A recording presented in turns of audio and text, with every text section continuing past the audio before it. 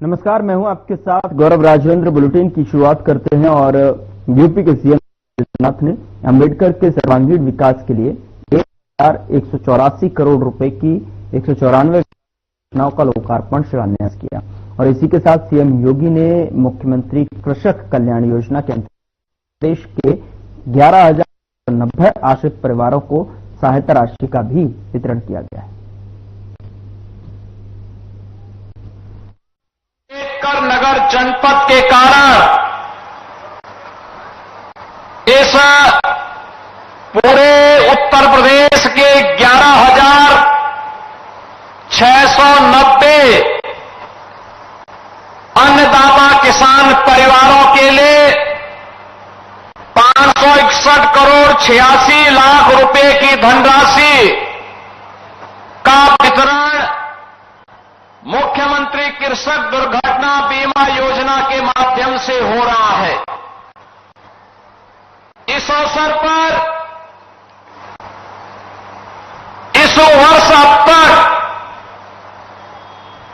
आपदा के शिकार हुए उन सभी अन्नदाता किसान परिवारों के प्रति मैं अपनी संवेदना व्यक्त करता हूं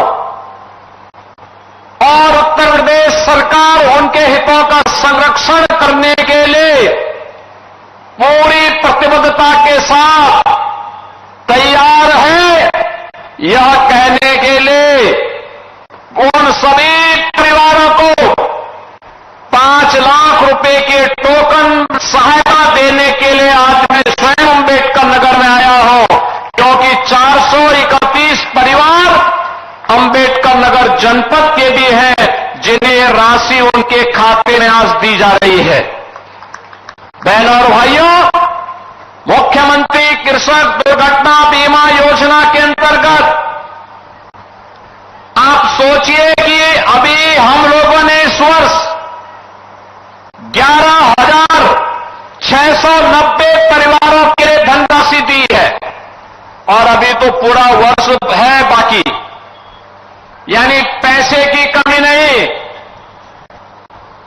इस व्यवस्था में इससे पहले केवल किसान आता था, बटाईदार नहीं आता था, किसान के परिवार के सदस्य नहीं आते थे।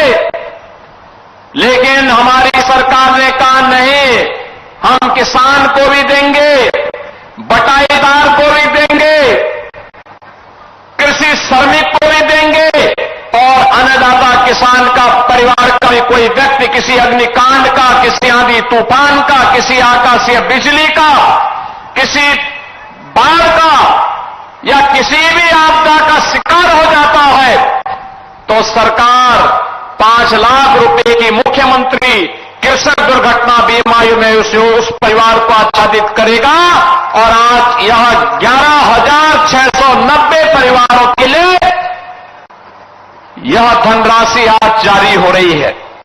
बहनों और भाइयों, इस योजना के अंतर्गत हम लोगों ने पहले इस योजना में 500 करोड़ 2020-21 में जारी किया था। उसके माध्यम से 11,275 लाभार्थियों को इसका लाभ मिला था। 21-22 में 600 करोड़ रुपए दिए तो 13,645 लाभार्थी इस योजना से लाभान्वित हुए। 2023 में 650 रुपए की धनराशि दी गई। उसके कारण 15,231 लाभार्थी लाभान्वित हुए। 23-24 में 950 करोड़ रुपए से 23,821 लाभार्थी, 24-25 में 1,000 करोड़ रुपए हम लोगों ने उपलब्ध करवाए, जिसके माध्यम से 25,575 लाभार्थियों को इस योजना से सहायता प्राप्त हुई है। और 2025-26 के लिए भी हम लोगों ने 1,050 करोड़ रुपए की व्यवस्था की है कि अन्नदाता किसान के ऊपर कोई संकट नहीं आने देंगे और उन सभी योजनाओं का लाभ हर तहसील में आज इस योजना का लाभ हमारे अन्नदाता किसानों को हमारे मंत्रीगण, सांसदगण, विधायकगण हर तहसील में सुविधा का लाभ दे रहे हैं और 431 लोगों के माध्यम से प्रदेश भर के इन 11,690 लाभार्थियों को इन योजनाओं से जोड़ने के लिए आज मैं स्वयं आपके बीच यहां पर आया हूं। बहनों और भाइयों, बाबा धाम की इस पावन स्थली पर, क्योंकि बाबा तो सबके कल्याण के माध्यम है, सबका कल्याण करते हैं, वे तो देवादिदेव महादेव हैं और महादेव की कृपा हो जाए तो सर्वोर खुशहाली और मंगल ही मंगल है, खुशहाली ही खुशहाली है। और यही तो कार्य भारतीय जनता पार्टी के डबल इंजन की सरकार करती है। आज जब हम लोग शिव बाबा धाम आए हैं, मैं सबसे पहले अंबेडकर नगर और खासतौर पर कटहरी से जुड़े हुए आप सभी मतदाताओं का हृदय से आभार व्यक्त करता हूं। आभार इसलिए कि आपने श्री धर्मराज निषाद जी को विधायक चुनकर के भेजा है, और विधायक चुनकर के भेजा है तो एक निषाद परिवार का गरीब व्यक्ति जो वर्षों से काम कर रहा था, भारतीय जनता पार्टी के मंच से रहकर के काम कर रहा था, आज विधायक बना है तो उसके बदले में जनपद अंबेडकर नगर को 1184 करोड़ रुपए की योजनाओं का उपहार भी देने के लिए मैं स्वयं आपके पास आया हूं। बहनों और भाइयों, शिव बाबा धाम में तो पर्यटन विकास के काम हो रहे हैं, कुछ हो चुके हैं। याद करिए, त्रेता युग के प्रारंभिक काल में ये अंबेडकर नगर इस बात का साक्षी है। श्रवण बाबा का धाम भी यहीं पर है। श्रवण धाम के नाम पर विख्यात मातृ पितृ भक्ति का एक अनुपम केंद्र जो इस अंबेडकर नगर जनपद की विरासत से जुड़ा हुआ है, उसके पर्यटन विकास की भी बड़ी कार्य योजना के साथ सरकार कार्य कर रही है। और उन पर्यटन विकास की योजनाओं के साथ ही इस जनपद के विकास की ढेर सारी योजनाओं को लेकर के, जिसमें 194 परियोजनाओं का लोकार्पण और शिलान्यास है, इन सभी योजनाओं के साथ आज हम सब आपके पास यहां पर उपस्थित हुए हैं। और उन योजनाओं के लिए मैं अंबेडकर नगर जनपद वासियों को हृदय से बधाई देता हूं, अपनी शुभकामनाएं भी देता हूं। बहनों और भाइयों, ये जो योजनाएं हैं, इन योजनाओं में हम लोगों ने जो विकास की योजनाएं यहां के लिए दी हैं, इसमें लोक निर्माण विभाग की सड़कों से जुड़े हुए 14 परियोजनाएं हैं। जल जीवन मिशन के माध्यम से हर घर नल की योजना की 72 परियोजनाएं हैं।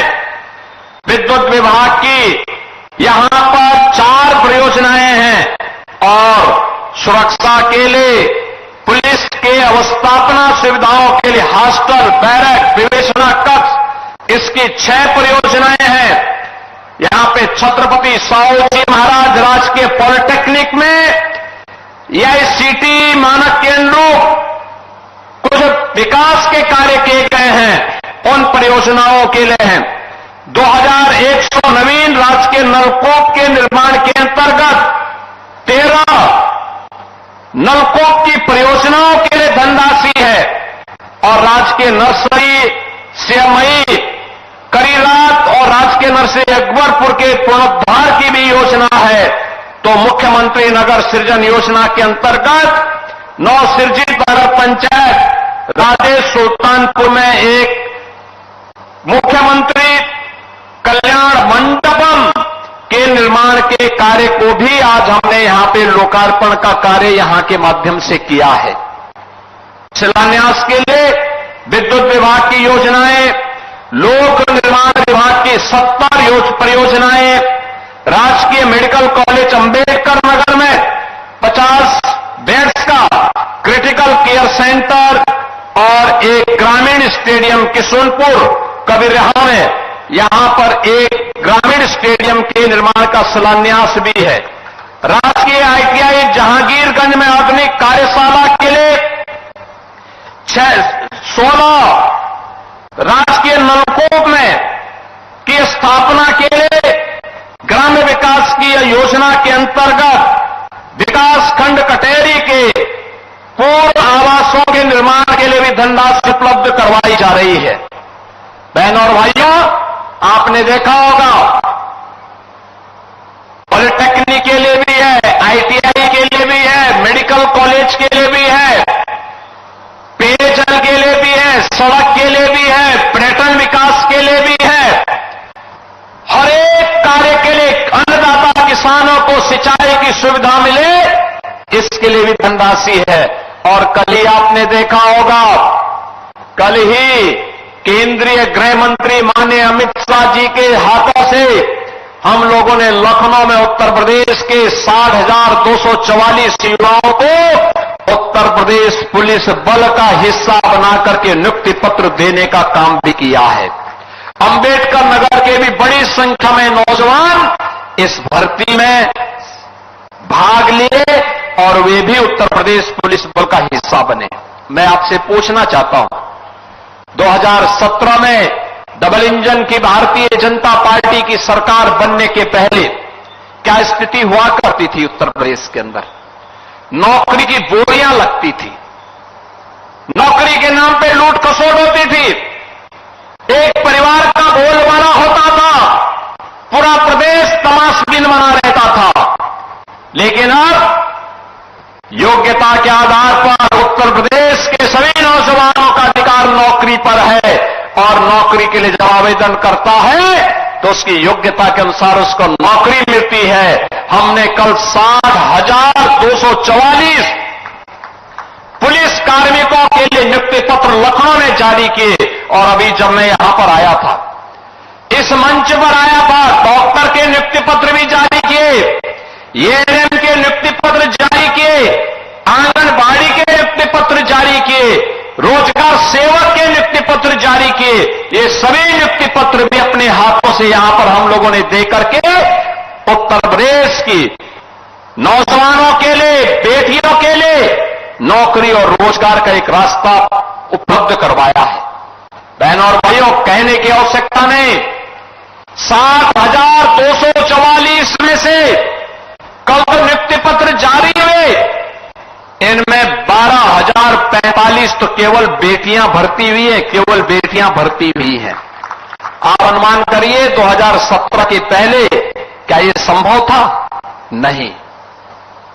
आज हम एक नए भारत में रह रहे हैं। प्रधानमंत्री मोदी जी के नेतृत्व में नया भारत विकास भी करता है तो विरासत पर गौरव की अनुभूति भी करता है। विकास या जो सड़क के नाम पर, बिजली के नाम पर, शुद्ध पेयजल के नाम पर, मेडिकल संस्थान के नाम पर, आईटीआई और पॉलिटेक्निक के नाम पर आपको उपलब्ध हो रहा है। और विरासत वह जो श्रवण धाम और शिव बाबा धाम के नाम पर, अयोध्या में राम मंदिर के निर्माण के नाम पर, काशी में काशी विश्वनाथ धाम के नाम पर हम सब देख रहे हैं। बहनों और भाइयों, 2017 के पहले एक सपना था, आज ये सपना नहीं, ये हकीकत है। आज विरासत और विकास का अद्भुत संगम हमारे देश को भी एक पहचान दे रहा है और पहचान देने के साथ साथ उत्तर प्रदेश और देश का नाम देश और दुनिया के अंदर स्थापित करने का काम भी कर रहा है। आपने देखा होगा, लगातार सरकार कुछ न कुछ नया करने का काम करती है। बेहतर सुरक्षा की व्यवस्था कर रही है, बेहतर व्यवस्था देने का काम कर रही है।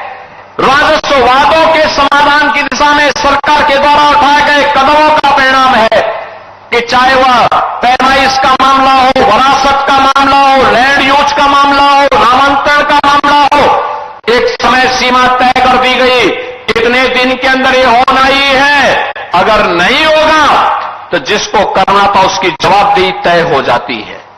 बहनों और भाइयों, एक गरीब को न्याय मिले, एक कमजोर को न्याय मिले, हर बेटी सुरक्षित हो, हर व्यापारी सुरक्षित हो, हर नागरिक के सामने सुरक्षा का कोई संकट खड़ा न हो। एक तरफ सरकार इसको प्रभावी ढंग से लागू करने का कार्य कर रही है, तो दूसरी तरफ अगर कोई सुरक्षा में सेंध लगाने का काम करेगा, बेटी और व्यापारी की सुरक्षा में खतरा पैदा करेगा, तो कानून का डंडा उसको ऐसे चपेटे में लेगा जैसे कि उसने कभी सोचा भी नहीं होगा, और आने वाले समय में उसकी 7 पीढ़ियां याद करेंगी कि कानून के साथ खिलवाड़ करने और किसी गरीब को परेशान करने की कीमत क्या होती है। आज उसी का परिणाम है, अपराध और अपराधियों के प्रति जीरो टॉलरेंस की सरकार की नीति का परिणाम है कि बहनों और भाइयों, पिछले 8 वर्ष में उत्तर प्रदेश के अंदर दंगा मुक्त उत्तर प्रदेश हुआ है। ये उत्तर प्रदेश दंगा मुक्त हुआ है, उत्तर प्रदेश अपराध मुक्त हुआ है, उत्तर प्रदेश विकास की एक नई ऊंचाई को प्राप्त कर रहा है। आप याद करिए, ये उत्तर प्रदेश जिसकी पहचान दंगों के रूप में जानी जाती थी, गुंडागिर्दी के रूप में जिसकी पहचान होती थी, अर्थव्यवस्था के मोर्चे पर बीमारू राज्य माना जाता था, आज बीमारू राज्य नहीं, देश का अग्रणी अर्थव्यवस्था का राज्य है। भारत का अग्रणी अर्थव्यवस्था के साथ साथ भारत के ग्रोथ इंजन के रूप में उत्तर प्रदेश ने अपनी एक पहचान बनाई है। आज उत्तर प्रदेश के नौजवान के सामने पहचान का संकट नहीं है, क्योंकि उत्तर प्रदेश अब बड़ी बड़ी विकास की योजनाओं को लेकर के कार्य कर रहा है। और आज ये मेरा सौभाग्य है कि मुझे शिव बाबा धाम के दर्शन करने के सौभाग्य प्राप्त हुए हैं। अभी मुझे श्रवण धाम भी जाना है, और श्रवण धाम पर जाकर के इन सभी योजनाओं को आगे बढ़ाने का काम भी हम लोग करेंगे। इन कार्यक्रमों को लेकर के अभी मेरे पास यहां के जनप्रतिनिधियों ने, श्री हरिओम पांडे जी ने और यहां के श्री धर्मराज निषाद जी ने मुझे इस बारे में कहा कि श्रवण बाबा धाम का जो बस स्टेशन है, ये बस स्टेशन का नाम, यहां पे अकबरपुर बस स्टेशन का नामकरण, इसका नाम अकबरपुर बस स्टेशन का नामकरण, और यहां पर श्रवण धाम बस स्टेशन का नामकरण, इनके नामकरण करने के लिए इन्होंने एक मांग की थी। और मैं आप सबसे कहना चाहूंगा कि अकबरपुर बस स्टेशन का नाम तो शिव बाबा धाम के नाम पर होना चाहिए। और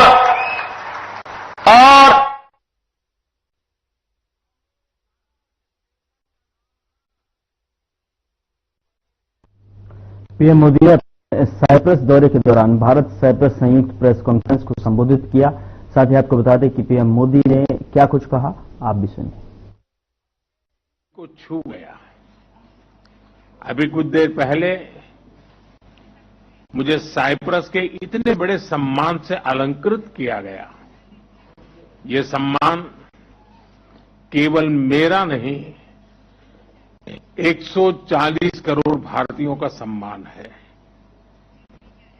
यह भारत और साइप्रस की अटूट मित्रता की मोहर है। इसके लिए मैं एक बार फिर हृदय से आभार व्यक्त करता हूं। फ्रेंड्स, साइप्रस के साथ हम अपने संबंधों को बहुत महत्व देते हैं। लोकतंत्र और रूल ऑफ लॉ जैसे मूल्यों में साझा विश्वास हमारी साझेदारी के मजबूत आधार है। भारत और साइप्रस की मित्रता न परिस्थितियों से बनी है और न ही सीमाओं से बंधी है। ये समय की कसौटी पर बार बार परखी गई है और समय के हर दौर में हमने सहयोग, सम्मान और समर्थन, इस भावनाओं को जीवंत रखा है। हम एक दूसरे की संप्रभुता और क्षेत्रीय अखंडता का सम्मान करते हैं। फ्रेंड्स, 2 दशक से भी लंबे अंतराल के बाद किसी भारतीय प्रधानमंत्री की साइप्रस यात्रा हो रही है और ये आपसी संबंधों में एक नया अध्याय लिखने का एक स्वर्णिम अवसर है। आज राष्ट्रपति जी और मैंने द्विपक्षीय संबंधों के सभी पहलुओं पर व्यापक चर्चा की। साइप्रस के विजन 2035 और विकसित भारत 2047 के विजन के कई पहलुओं में समानता है। इसलिए हम साथ मिलकर भविष्य को आकार देंगे। अपनी साझेदारी को स्ट्रैटेजिक दिशा देने के लिए हम अगले 5 वर्षों के लिए एक ठोस रोडमैप बनाएंगे। रक्षा और सहयोग को और मजबूती देने के लिए द्विपक्षीय डिफेंस कोऑपरेशन प्रोग्राम के तहत रक्षा उद्योग पर बल दिया जाएगा। साइबर और मैरीटाइम सिक्योरिटी पर अलग से डायलॉग शुरू किया जाएगा। क्रॉस बॉर्डर टेररिज्म के विरुद्ध भारत की लड़ाई में साइप्रस के सतत समर्थन के लिए हम बहुत बहुत आभारी हैं। आतंकवाद, ड्रग्स और आर्म्स की तस्करी की रोकथाम के लिए हमारी एजेंसीज के बीच रियल टाइम इंफॉर्मेशन एक्सचेंज का मैकेनिज्म तैयार किया जाएगा। हम दोनों सहमत हैं कि हमारे आपसी व्यापार और निवेश में बहुत पोटेंशियल है।